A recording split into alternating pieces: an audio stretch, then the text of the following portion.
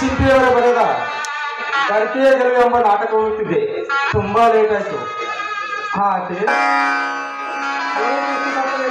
ಮನೆಯಲ್ಲಿ ಹುಷಾರಿಲ್ಲವೇ? ಇವತ್ತು ಯಾಕೋ ಏನು ತಲೆ ಸುತ್ತಂತ ಆಗ್ತಾ ಇದೆ. ಸರಿ, ಡಾಕ್ಟ್ರಿಗೆ ಫೋನ್ ಮಾಡ್ತೀನಿ. ಬೇಡ, ಬಾಳೆ ನೋಡಿ, ಮೊದಲು ಟಿಫಿನ್ ಮಾಡಿ ನಂತರ ಕೆಲಸ ಮಾಡಿ. ತುಂಬಾ ಕೆಲಸವಿದೆ, ತುಂಬಾ ಲೇಟ್ ಇದೆ. ಮಧ್ಯಾಹ್ನ ಊಟಕ್ಕೆ ಬೇಗ ಬರುತ್ತೇನೆ ಆಗ್ತೀನಿ. ಓದುವುದಕ್ಕೆ ನಿನಗೆ ಟೈಮ್ ಸಿಗುತ್ತೆ, ಟಿಫಿನ್ ಮಾಡೋಕೆ ನಿನಗೆ ಟೈಮ್ ಸಿಗಲ್ಲ. ಮೊದಲು ಟಿಫಿನ್ ಮಾಡಿ ಹೋಗಪ್ಪ.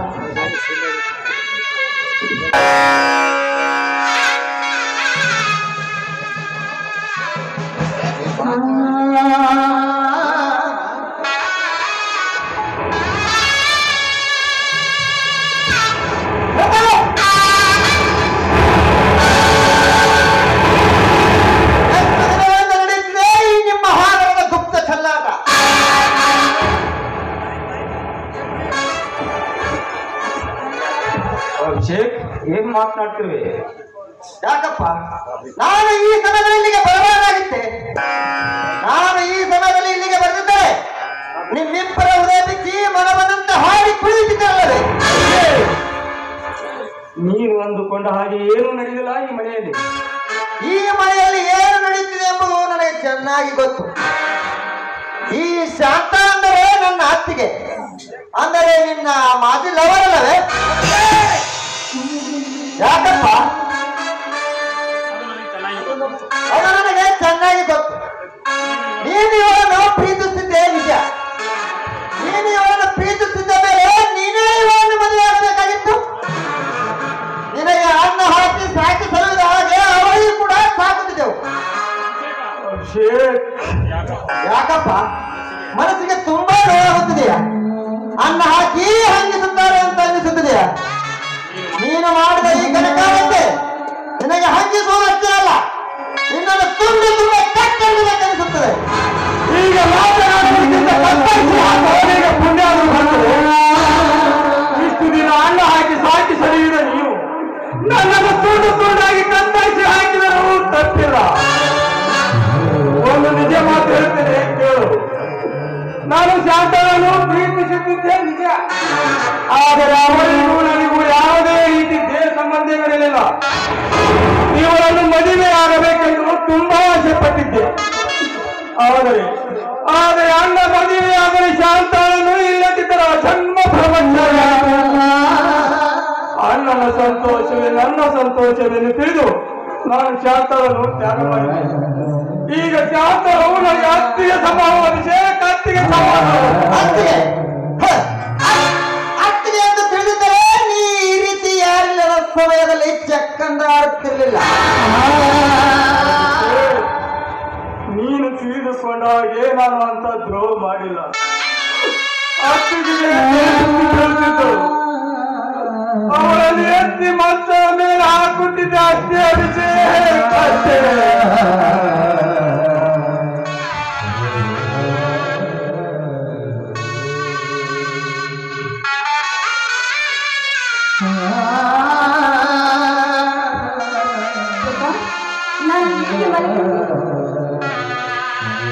ಅಭಿಷೇಕ್, ನೀನ್ ಯಾವಾಗ ಬಂದೆಪ್ಪ? ಕಾಮ ಸರ್ಪಗಳು ತಿಪ್ಪಿಯಲ್ಲಿ ಹತ್ತಿ ಸಂಪಾದಿಸುತ್ತಿರುವಾಗ ಬಂದೆ. ಅಭಿಷೇಕ್, ಏನ್ ಮಾತಾಡ್ತಾ ಇದೀಯ ನೀನು? ಕಣ್ಣಾರೆ ಕಂಡ ಮೇಲೆ ಕೂಡ ನೀವು ಮಾಡುತ್ತಿರುವ ಸರಸಲ್ಲಾಪವನ್ನು ನೋಡಿ ಯಾವ ಹೇಳ್ತೀವಿಂದ ಹೇಳಲಿ? ಅಭಿಷೇಕ್, ನಾಲಿಗೆ ಬಿಟ್ಟು ಹೇಳಿದ್ದು ಮಾತನಾಡು. ನಾನು ನಿಮ್ಮ ಅಣ್ಣನ ಹೆಂಡತಿ ಅನ್ನೋದು ಮರಿಬೇಡ. ಅಣ್ಣನ ಹೆಂಡತಿ? ನೀನು ನನ್ನ ಅಣ್ಣನ ಹೆಂಡತಿ ಅಲ್ಲ, ಈ ಪ್ರತಾಪನ ಸೂಳೆ. ನಾನು ಸೂಳೆ?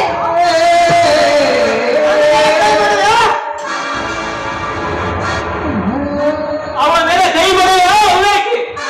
ನನ್ನೇನು ಕೇಳ್ತೀಯಲ್ಲ, ಅವಳನ್ನೇ ಕೇಳಿ. ಏನು ಶಾಂತ, ಅಭಿಷೇಕ್ ನಿನ್ನ ಮೇಲೆ ಕೈ ಮಾಡಲು ಕಾರಣ? ನಾನಿನ್ನ ಸಂಗೀತ ಸ್ವಾಮಿ ನಿಮಗೆ ಹೊಟ್ಟೆಯಲ್ಲಿ ಹುಟ್ಟಿದ ಮಗನಿಗಿಂತ ಹೆಚ್ಚಾಗಿ ನೋಡಿಕೊಂಡಿರುವ ನನ್ನ ಮೈದುನ ಇನ್ನು ನನ್ನ ಮೇಲೆ ಕೈ ಮಾಡಿಬಿಟ್ಟೆ ಸ್ವಾಮಿ. ಬೇಕಂದ್ರೆ ನೀವೇ ಅವನಿಗೆ ಹೇಳಿ. ಹೊಟ್ಟೆಯ ಮಗ ಮೈದನ ಅಂತ ಮಾತನಾಡಲು ನನಗೆ ನಾಚಿಕೆ ಆಗುವುದಿಲ್ಲವೇ? ಹಾಗರ ಹೆಣ್ಣೆ,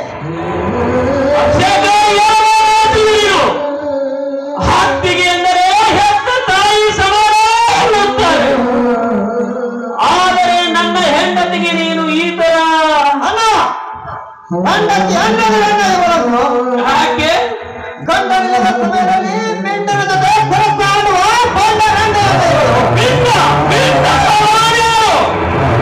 ಇಲ್ಲೇ ನಿಂತಿದವರನ್ನ ಶಿಲಾಮೂರ್ತಿಯಂತೆ ಅನ್ನ ಹಾಕಿದ ಮನೆಗೆ ಕಣ್ಣು ಹಾಕೋ ಕದಿಮ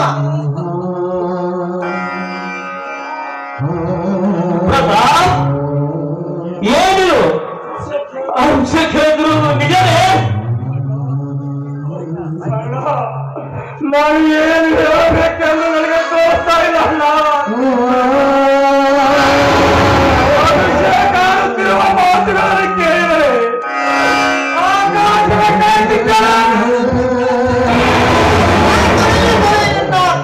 ಕಪಟ ನಾಟಕ ನಿಮ್ಮ ಹಾಲದ ಗುಪ್ತ ಬಯಲಾಟಿ ಎಂದು ಈ ರೀತಿ ನಾಟಕ ಆಡಬೇಡ. ಹಾಗೆ ಮಾಡಿ ನಿಮ್ಮೆಲ್ಲರ ಮಾತುಗಳನ್ನು ಈ ರೀತಿ ಒಗಟ ಮಾತುಗಳನ್ನು ಆಡುವುದನ್ನು ಬಿಟ್ಟು ಏನು ನಡೆಯುತ್ತೆ ಅನ್ನೋದು ಯಾರಾದರೂ ಬಿಡಿಸಿ ಹೇಳಿ. ನಾನೇನು ಹೇಳಿದೆನ ನಿಂತಿರುವ ಈ ಹಾಲದ ಕುಂಡಿಗಳನ್ನೇ ಕೇಳಿ. ಏನಿದು ಶಾಂತ ಪ್ರತಾಪನ ಸುಳ್ಳೆ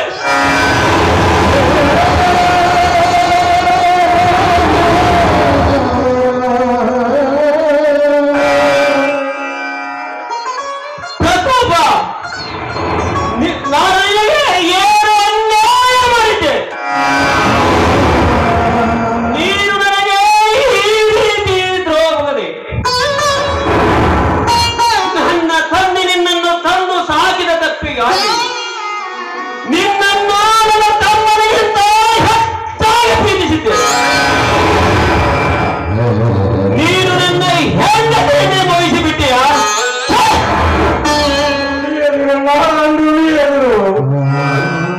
ತಾಯಿ ಮಗನೆಂತಿರುವ ನಮ್ಮಿಬ್ಬರ ಮೇಲೆ ಹೊತ್ತು ನಾಯಿ ಕಣ್ಣಾರ ಕಂಡ ಮೇಲೆ ಕೂಡ ಅಂಗಡಿಗೆ ಕನ್ನಡಿಯಕ್ಕೆ ಮಾತು ನಿಲ್ಲಿಸಿ ನಿನ್ನ ಹಾಳ ಪುರಾಣ. ಸಾಕು ಮಾಡಿ ನಿಮ್ಮೆಲ್ಲರ ಮಾತುಗಳನ್ನು. ಈಗ ನನ್ನ ತಲೆ ಸಿಡಿದಂತೆ ಆಗುತ್ತಿದೆ. ನಿಜ ನಿಜ ಸೂರ್ಯವಲ ನಾಯಿಯನ್ನು ಬೆಳೆದ ತಂದು ಪಲ್ಲಕ್ಕಿ ಮೇಲೆ ಕೂಡಿಸಿದರೆ ಹೊರದು ಬೆಂದರೆ ಎದ್ದು ಹೋಗುವುದನ್ನು ಬಿಟ್ಟಿದೆ. ಪ್ರತಾಪ್, ನೀನು ಮಾಡಿದ ಉಪಕಾರ ಸಾಕು. ನೀನು ಮಾಡಿದ ತಪ್ಪಿಗೆ ನಿನ್ನನ್ನು ತಪ್ಪು ಹಿಡಿದುಕೊಳ್ಳಬೇಕು.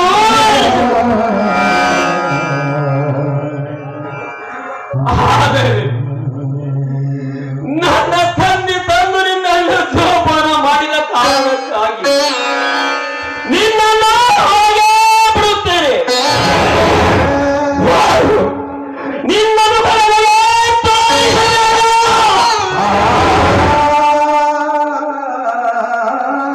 ಎಲ್ಲಿಯಾದರೂ ಹಾಳಾಗಿ ಹೋಗು.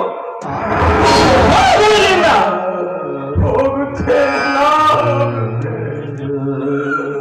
ಇಷ್ಟೆಲ್ಲ ನಡೆದ ಮೇಲೆ ನಾನು ಈ ಮನೆಯಲ್ಲಿ ಇರಲು ಇಷ್ಟ ಇಲ್ಲ. ಆದರೆ ಒಂದು ಮಾತು ಹೇಳ್ತೀನಿ ಕೇಳಿ.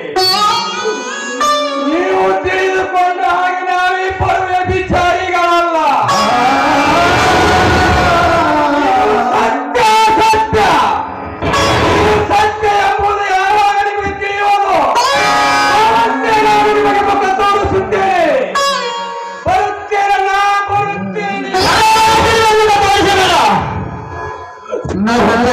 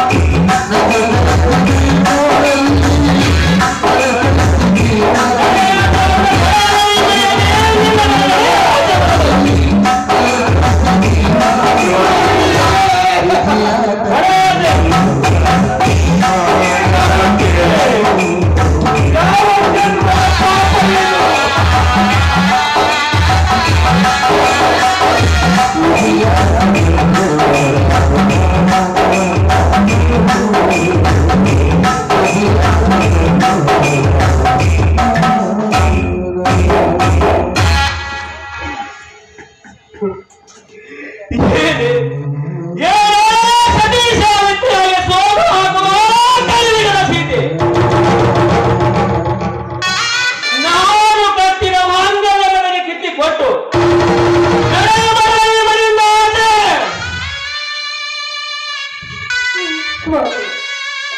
ಮನೆ ಬಿಟ್ಟು ಹೋಗು ಅಂದ್ರೆ ನಾನು ಎಲ್ಲಿಗಂತ ಹೋಗ್ಲಿ? ನಿಮ್ಮನ್ನ ಬಿಟ್ಟು ನನಗೆ ಇನ್ಯಾರು ಗತಿ ಸ್ವಾಮಿ, ಇನ್ಯಾರು ಗತಿ? ಗತಿ ಗತಿ ಗತಿ ಹೋಗಲ್ಲ. ನಿನ್ನ ಮಧ್ಯೆ ಸರಸಾರ ನಿನ್ನದೇ ನಡೆಯಬಾರದೆ. ನಾನು ನಿಮಗೆ ಏನಂತ ತಿಳಿದು ಹೇಳಿ ಸ್ವಾಮಿ? ಶ್ರೀರಾಮ ಸೀತಾ ಮಾತೆಯನ್ನ ಪರೀಕ್ಷಿಸೋದಕ್ಕೋಸ್ಕರ ಅನ್ನೇ ಕೊಂಡಲವನ್ನೇ ಸರಿ ಹಿಡಿದಂತೆ ನೀವು ಈ ಸತಿಯನ್ನ ಪರೀಕ್ಷಿಸಿ ನೋಡಿ ಸ್ವಾಮಿ.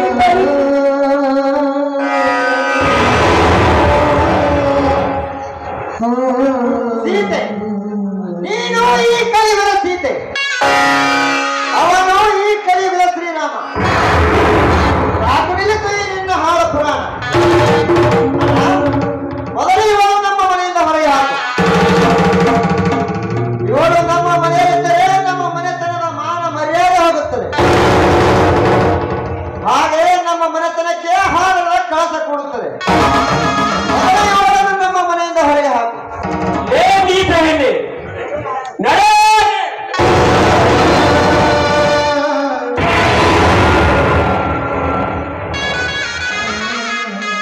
ಪವಿತ್ರವಾದ ಕೈಗಳಿಂದ ನನ್ನ ಪಾಲು ಕೊಟ್ಟಬೇಡ.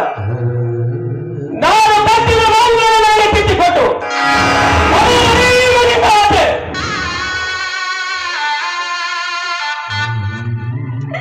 ಈ ವಿಧಿ ವಿರಾಟವೇ, ಈ ವಿಧಿಯ ಕೈವಾಡವನ್ನು ನಾವು ಎಷ್ಟು ಹೊತ್ತು ಕರೆದುಕೊಂಡ ಇಲ್ಲಿ ಯಾರಿಗೂ ಕರುಣೆ ಬರುವುದಿಲ್ಲ. ಹೌದು ಸ್ವಾಮಿ, ನಾನು ಹೋಗ್ತೀನಿ. ನಿನಗೆ ಬೇಡವಾದ ಮೇಲೆ ನಾನು ಬದುಕಿದಾದ್ರೂ ಏನು ಪ್ರಯೋಜನ? ನಾನು ಹೋಗ್ತೀನಿ. ಆದ್ರೆ ನೀವು ಕಟ್ಟಿದ ಈ ಮಾಂಗಲ್ಯವನ್ನು ಮಾತ್ರ ಕಿತ್ಕೊಳ್ಬೇಡಿ ಸ್ವಾಮಿ. ಅದನ್ನ ನನ್ನಿಂದ ಕೊಳ್ಳಿಕ್ಕೆ ಆಗುವುದಿಲ್ಲ. ಮಾಂಗಲ್ಯ ಮಾಂಗಲ್ಯ ಗತಿಯ ಕೊರಳಲ್ಲಿ ಮಾತ್ರ ಇರುತ್ತದೆ. ನಿನ್ನಂತ ಹೆಣ್ಣಿನ ಕೊರಳಲ್ಲಿ ಅಲ್ಲ. ನಾನು ಕಟ್ಟಿದ ಮಾಂಗಲ್ಯ ನನಗೆ ಕಿತ್ತಿಕೊಟ್ಟು ಮೊದಲ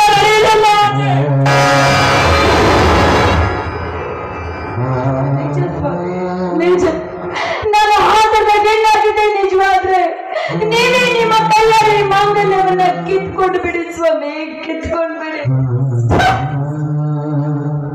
ನಿನ್ನ ಮುಖ ನೋಡಲು ನನಗೆ ನಾಚಿಕೆ ಬರುತ್ತದೆ. ಈ ಮಾಂಗಲ್ಯ ಕಟ್ಟಿಕೊಂಡು ಎಲ್ಲರೂ ಹಾಗೆ ಹೋಗು. ನಿನ್ನ ಮುಖ ನನಗೆ ತೋರಿಸಬೇಡ.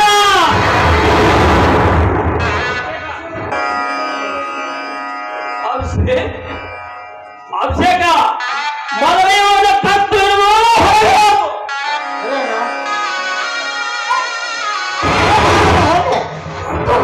ನೀಚ, ನಿಮ್ಮಂತವ್ರು ಇರೋದ್ರೆಂದರೆ ನಮ್ಮಂತ ತಪ್ಪಿನ ಗೆಳತಿಯರ ಬಾಳ ಹಾಗೆ ಹೋಗಿದೆಯೋ?